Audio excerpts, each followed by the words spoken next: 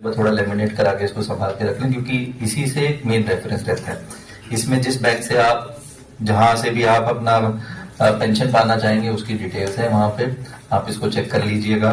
और इसी के पीछे जो है आपका पूरा वो डिटेल्स है पे और इन सब की, इसको देख लीजिएगा। अगर आपको लगता है कि इसमें किसी प्रकार की कोई त्रुटि है या कुछ वो है तो इसमें घबराने की बात नहीं, आप अवगत करा सकते हैं, इसको अभी अपडेट कर दिया जाएगा। ठीक है, ताकि एक बार इसको देख लीजिएगा।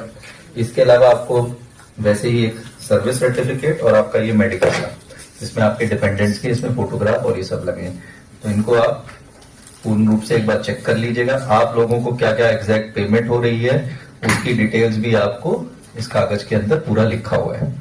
ठीक है, तो एक बार जाने से पहले एक बार इसको ध्यान से देख लीजिए।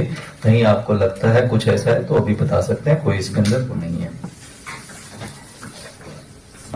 यूएमआईडी पे भी जब ये पीपीए नंबर भी आ जाएगा एक दो दिन में, तो आप वहां से भी अपना रजिस्टर कर लें, ताकि किसी भी प्रकार की मेडिकल सेवा आगे कंटिन्यू होने में, जैसे कि हम जान नहीं रहे, सब चीज डिजिटाइज हो रही है, जो पहले कागजी होती थी अब डिजिटल हो रहा है, ताकि कभी भी किसी भी समय आप जो है उस सेवा का उपभोग कर सकें। तो आप सब लोग वहां से पुनः अपना, क्योंकि आपका यूएमआईडी कार्ड होगा वो एक ऐसा कार्यरत कर्मचारी था, अब आपका सेवानिवृत्ति के पश्चात एक पुनः बनेगा तो उसकी एक एंट्री उसमें कर दीजिएगा। और इसके अलावा आपको हम ये भी कहेंगे, जैसे आपको सेवानिवृत्ति पास वगैरह मिलते हैं तो वो भी अब एचआरएमएस के माध्यम से मिलने लग गए हैं। जैसे आप लोगों ने देखा होगा पहले पास निकालना होता था, भरते थे, फिर वो आता था, समय लगता था। अब तो आप तुरंत डालते हैं, तुरंत मिल जाता है आपको पास यूटिलाइज। तो आगे भी ऐसे ही वो मिलती रहे तो उसके लिए भी हम आपको, क्योंकि वो एचआरएमएस के माध्यम से वो भी प्राप्त हो जाता है, तो इस चीज का भी ध्यान रखें। कुछ आपको कहीं ऐसा लगता है कुछ कंफ्यूजन है या कुछ है तो आप कभी भी यहाँ पर कार्यालय में आके बात कर सकते हैं, पूछ सकते हैं, वो बिल्कुल सबको जानकारी दे दी जाएगी। अब मैं मंडल प्रबंधक महोदय से अनुरोध करता हूँ कि वे भी आज हमारी सभा को संबोधित करें। सर। सीनियर डीपीओ महोदय, सीनियर डीपीओ महोदय, उपस्थित सभी सम्मानित साथी, उनके परिवारजन, जैसा कि आपने खुद बताया कि आपने रेल में जो परिवर्तन देखा, हो सकता हो आज के जो लोग ज्वाइन कर रहे हैं उन्होंने वैसा नहीं देखा और ना शायद देखेंगे। ये पीढ़ी ने मतलब बहुत ही मैकेनिकल सिस्टम वाले काम भी देखे और अब जाते जाते पूरी तरह से कंप्यूटराइज्ड बटन दबाने वाला सिस्टम भी आप लोग देख के जा रहे हैं। और निश्चित रूप से टेक्नोलॉजी बहुत ज्यादा बदली है और जैसा कि आपने कहा कि उससे सुविधा बढ़ी है, काम करना आसान हुआ है, लेकिन काम घटा नहीं, काम की मात्रा नहीं घटी, काम बराबर बना रहा केवल सिर्फ उसको करना आसान आपके लिए हो गया। और नई टेक्नोलॉजी में बहुत कुछ हो रहा है, जैसे हाइड्रोजन से चलने वाले लोकोमोटिव भी ट्रायल हो रहे हैं। अभी जैसे हम बिजली से चलने वाले इंजन देख रहे हैं, हो सकता है भविष्य में हम उनको देखें, और भी इस तरह की कई चीजें बदल रही है समाज में और टेक्नोलॉजी के क्षेत्र में, वो सब आपने देखा है। और निश्चित रूप से जो भी आपकी सफलता की सबसे बड़ा कारण यही रहा कि आप हर टेक्नोलॉजी को आपने स्वीकार किया। किसी टेक्नोलॉजी को आपने ये नहीं कहा कि ये मैं नहीं सीखूंगा या ये मेरे क्षमता के बाहर है, चाहे वो कंप्यूटर का प्रयोग बढ़ा है, सिग्नलिंग सिस्टम टोटली बदल गए, उनका सिद्धांत भले वही है और उसकी तकनीक बिल्कुल बदल गई, बिल्कुल बदल गई है। इसी तरह से ट्रैक्स जो बहुत हल्के होते थे बहुत भारी हो गए, बिना मशीन का वो अटेंड ही नहीं हो सकते। पहले ट्रैक मैन जो थे, हमारी गैंग थी, मैनुअली भी उसको बहुत कुछ देखती थी और सही करके रखती थी। अब वो चाहकर भी उसको सही नहीं कर सकते क्योंकि मशीन के बिना ठीक नहीं होता, बहुत भारी है। तो चीजें बदली हैं, बदलने से परिणाम यह है कि आप ज्यादा गाड़ी चला पा रहे हैं। आप खुद याद करें, जब आप गोरखपुर जाते रहे होंगे किसी जमाने तो कितना समय लगता था और आज आप कितना समय में पहुंचते हैं और कितनी ज्यादा गाड़ियां उपलब्ध हैं जाने के लिए। इसी प्रकार से रोड सेक्टर में भी आप देखें बहुत सारे बदलाव अच्छे हुए। तो निश्चित रूप से वो नई टेक्नोलॉजी को आप सबने स्वीकारा, उसको सीखा, तो ये आपकी सफलता का मूल कारण है कि आपने इतना बड़ा बदलाव देखा और सफलतापूर्वक देखा। जहां तक रिटायरमेंट की बात है, ये होना है, इसको कोई रोकता तो नहीं, संभव नहीं है।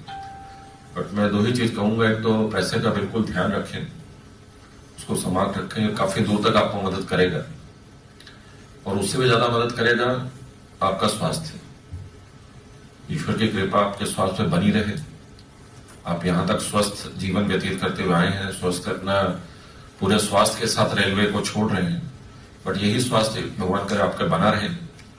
और जरूर अपनी कोई मित्र मंडली विकसित करें जिनके साथ आप उठ बैठ सके, बातचीत कर सके। जो नहीं को रेलवे संबंधित मित्रगण हो, परिवारजन भी हो सकते हैं, पड़ोसी भी हो सकते हैं, रेलवे के बाहर के लोग भी हो सकते हैं, बट अपना एक मित्र मंडली जरूर बनाए और उनके साथ बातचीत या एक्टिव जरूर रहे, तभी ये स्वास्थ्य आगे जाके ठीक रहता है। और ये स्वास्थ्य और जो इंटरेक्शन है मनुष्य का मनुष्य से, ये बहुत जरूरी चीज है। पैसा तो थोड़ा दूर जाता है, एक सीमा के आगे वो काम नहीं आता है। तो इन्हीं सब बातों के साथ मैं आपको पूरी शुभकामनाएं देता हूँ और शुभकामनाएं।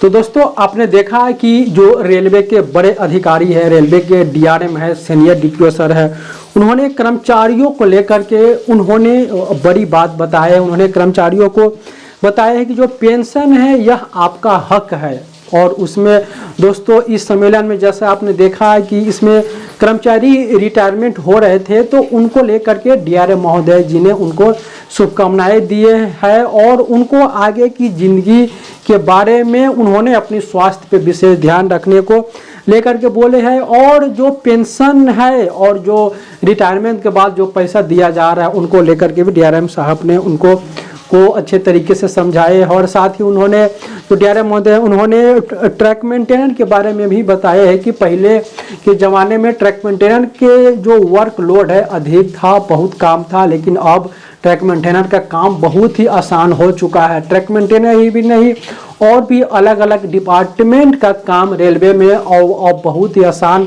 हो चुका है। जैसे कि ट्रैक मेंटेनेंस का उदाहरण देते हुए उन्होंने कहा कि पहले ट्रैक मेंटेनेंस में सारा काम मैनुअली होता था, लेकिन अब मशीनीकरण का दौर आ चुका है, तो ट्रैक मेंटेनेंस के काम में बहुत सारा इसमें परिवर्तन हुआ है और उनका काम बहुत ही आसान हो चुका है। उन्होंने यह भी बताया है कि जो रिटायरमेंट कर्मचारी है उनके लिए जो पुरानी पेंशन है, यूपीएस एनपीएस है, जो सरकार की जो इसकी स्कीम है वह तो आपको एक्सेप्ट करना ही पड़ेगा। अभी यूपीएस है तो यूपीएस एक्सेप्ट करिए या एनपीएस लीजिए। आने वाले समय में जब ओपीएस लागू होगा तो आपको ओपीएस भी दिया जाएगा। तो दोस्तों उसने पेंशन को लेकर के और रिटायरमेंट फंड को लेकर के उन्होंने कर्मचारियों को बड़ी संदेश दिया है, जैसे कि इस वीडियो में आपने देखा। इसी प्रकार की वीडियो के लिए आप हमारे साथ बने रहे और रेलवे की जो एम्प्लॉय से संबंधित सभी प्रकार की अपडेट, जो बड़े बड़े अधिकारियों के द्वारा जो कर्मचारियों को जो भी दिशा निर्देश दिया जाता है, रेलवे बोर्ड का कोई अपडेट आता है